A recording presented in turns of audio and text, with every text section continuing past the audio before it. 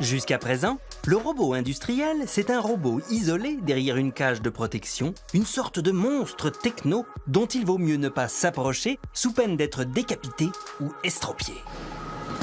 Efficace et terriblement productif, il faut bien reconnaître que le robot a jusqu'ici remplacé le travail humain et vidé les usines de ses ouvriers. Mais une nouvelle génération de robots arrive, qui promet de faire du robot non pas un concurrent, mais un assistant avec lequel on peut travailler sans danger. On les appelle des robots collaboratifs ou aussi des cobots. Le dernier cri de la robotique n'est pas toujours là où on pourrait le croire. Bienvenue à Denain, dans le Nord, une région qui se débat depuis la fermeture des mines et la crise de la sidérurgie pour échapper au déclin industriel. Cette fonderie a plus de 2 siècles. On l'appelle la cathédrale. On y a fabriqué des pièces pour la Tour Eiffel.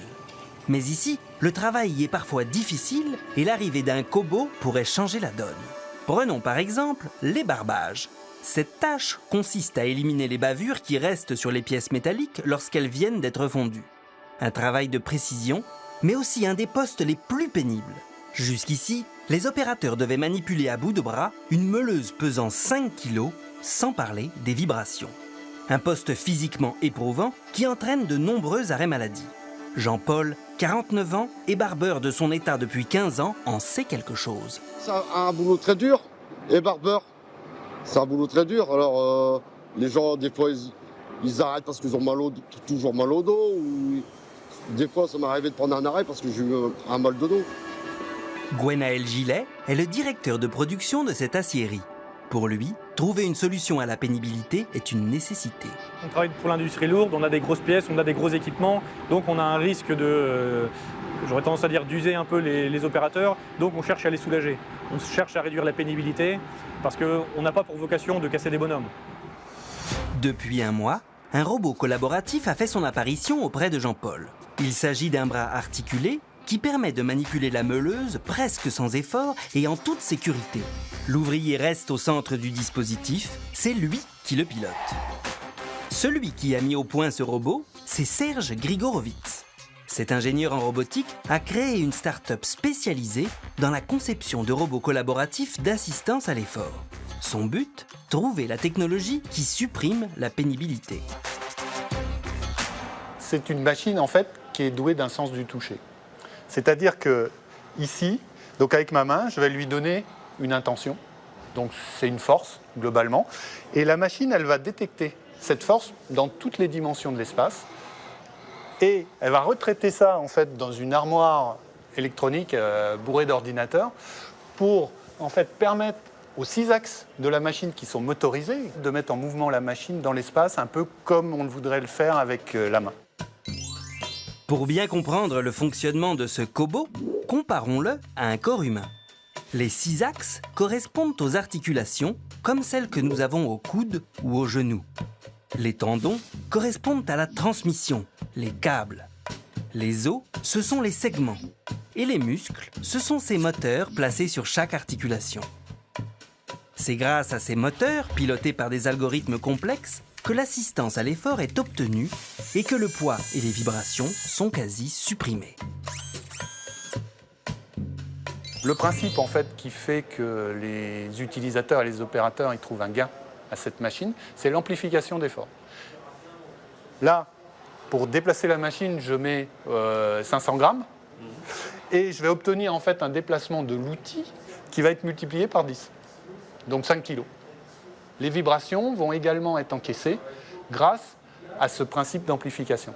Effectivement, après un mois d'essai, le premier bilan est très positif. Pas vrai les gars? C'est vrai que c'est moins pénible avec cette machine que, les positionnements, le mal de dos, on le sent moins. Même au niveau des secousses, des meules, tout ça, on n'a pas avec ça. Là, avec la machine, je n'appuie même pas. C'est le top en fait. C'est le top de la meule presque. Sans déconner. Ouais, c'est vrai. Pour l'entreprise, l'objectif est atteint. La pénibilité est très fortement réduite, ce qui permet de revaloriser un poste de travail pour lequel le personnel était difficile à maintenir. Prochaine étape, augmenter la productivité. Aujourd'hui, nous sommes toujours dans une phase de test. Aujourd'hui, nous n'allons pas plus vite qu'avec les moyens traditionnels, qu'avec les moyens à la main, mais on pense qu'avec l'habitude, on pourra aussi regagner en productivité et récupérer l'investissement. Un investissement conséquent qui se chiffre autour de 150 000 €.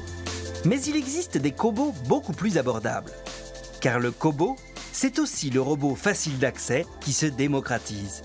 À la foire de Hanovre, le grand rendez-vous mondial de la technologie, on trouve des cobots incroyables dès 25 000 €. La star de Hanovre cette année, c'est Iwa, un cobot made in Germany qui bénéficie de l'avance allemande en matière de robotique. Un cobot aussi habile que votre chien pour attraper la baballe. Avec ce type de robot, beaucoup d'applications sont possibles. Assembler, visser, trier, il est capable de presque tout faire. Catherine Simon est consultante en robotique. Elle préside InnoRobot, le salon français de la cobotique. Et les cobots, elle y croit à fond. La cobotique, clairement, c'est aujourd'hui une révolution dans la robotique industrielle. Avant, pour mettre un robot industriel dans une usine, il fallait un bureau d'études, de l'ingénierie, des systèmes électriques particuliers. Il fallait robotiser l'intégralité de la chaîne de production. Aujourd'hui, le cobot, il arrive, il se met juste à côté de l'être humain, sur une prise normale. Éventuellement, on peut le déplacer et on le programme beaucoup plus facilement. Preuve qu'avec ce cobot, le robot se démocratise. Il débarque même chez l'artisan. Revoici Iwa, cette fois chez un chocolatier. Richard Sève est un des meilleurs chocolatiers de Lyon.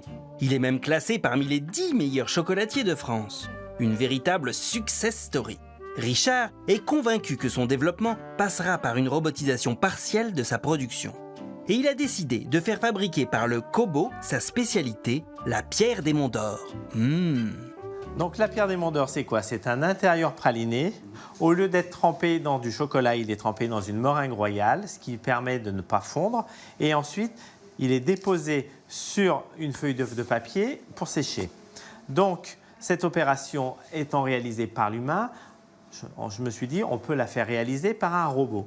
La main-d'œuvre qualifiée, elle a envie de faire autre chose que de faire tout le temps le même geste. Et si on peut lui donner des tâches, on va dire, à plus forte valeur ajoutée, c'est plus intéressant pour le collaborateur comme pour l'entreprise. Iwa vient d'arriver dans le labo de chocolaterie pour des tout premiers tests. Aux commandes, Baptiste, le chef pâtissier avec sa casquette noire, et Thomas, l'intégrateur avec sa charlotte sur la tête.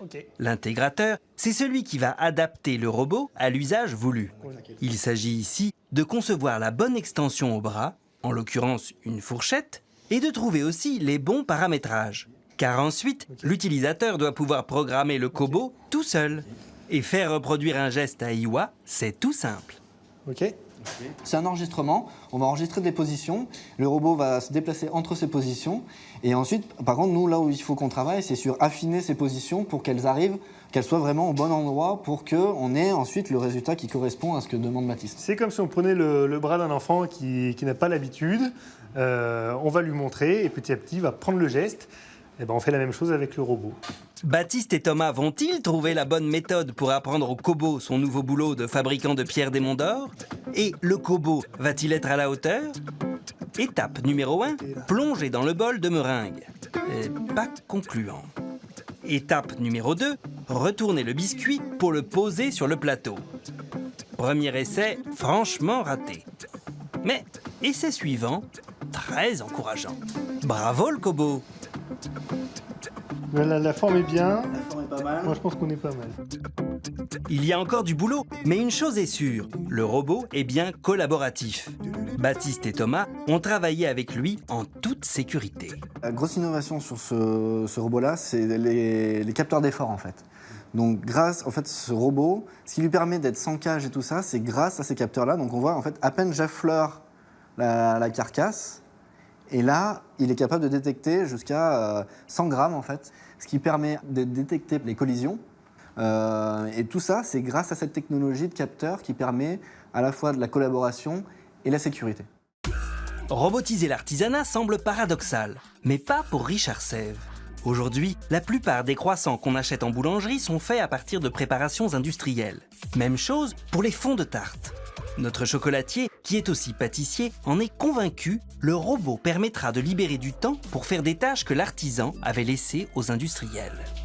Plus de robotique dans l'artisanat, c'est plus de qualité. Donc à mon avis, les robots ne vont pas tuer l'humain, au contraire, ils vont tuer peut-être l'industriel.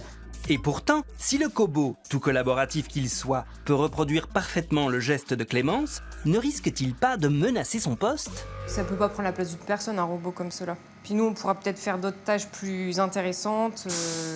Ça permettra de faire des pierres plus rapidement, mais pas prendre la place d'un employé. Ah oui ? Vous croyez vraiment ?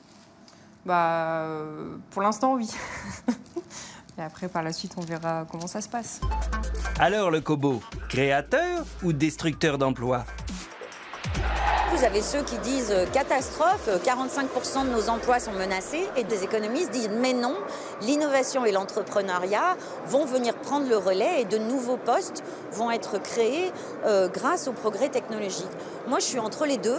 Je pense qu'une vingtaine de pourcents de nos postes sont menacés, mais que je pense qu'on a entre 20 et 40 ans pour regarder une nouvelle relation au travail.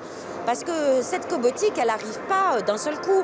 Elle est mise au point, elle est testée, elle automatise un certain nombre de petites tâches, mais pas tout d'un coup. Toutes les tâches vont être automatisées dans les PME comme dans les grands groupes. L'avenir, il se prépare par exemple ici.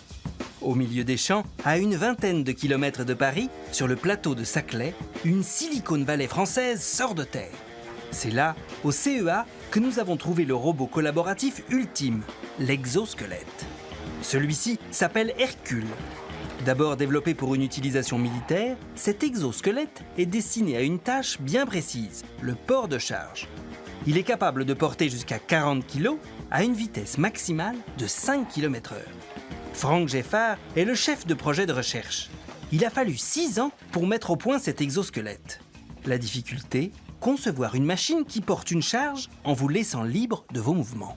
C'est un exosquelette d'assistance à des personnes valides, ce qui veut dire que c'est la personne qui pilote les mouvements de l'exosquelette. L'exosquelette suit.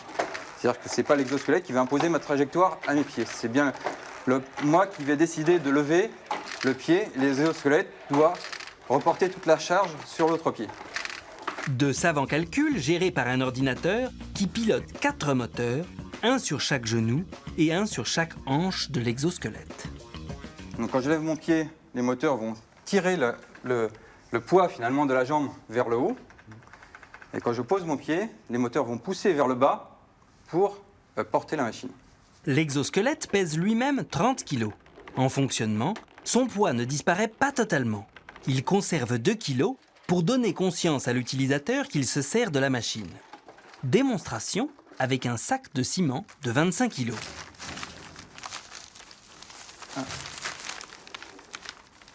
Alors, est-ce que c'est lourd ? Alors en fait, voilà. Là, je n'ai pas plus de poids que précédemment. C'est-à-dire que j'ai toujours les 2 kilos que je portais précédemment. Le sac de 25 kg, finalement, l'exo le compense totalement.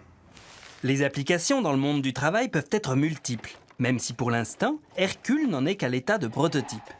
Ici, à Genève, on a expérimenté une version adaptée à une tâche très pénible, le tirage au râteau. Pour étaler le bitume, l'opérateur doit exercer une force qui peut aller jusqu'à 70 kg. L'exosquelette est là pour compenser cet effort. Là encore, il s'agit de limiter le risque de maladies musculo-squelettiques. Saïd, tireur au râteau expérimenté, est plutôt convaincu du résultat. Le boulot qu'on fait, c'est déjà un boulot qui est un peu dur, parce que souvent on souffre au dos. Au début, je n'y croyais pas, mais c'est une bonne machine et puis ça va nous aider beaucoup plus tard.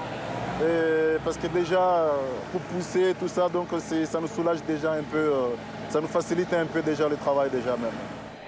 Partout dans le monde, la révolution de la cobotique est donc bien en marche. L'Allemagne a fait le choix de préserver ses industries et de les maintenir sur son territoire. Aujourd'hui, le pays est doté de 6 fois plus de robots que la France et perd pourtant beaucoup moins d'emplois industriels. Alors, les robots sont-ils une menace pour l'emploi ? pas si sûr.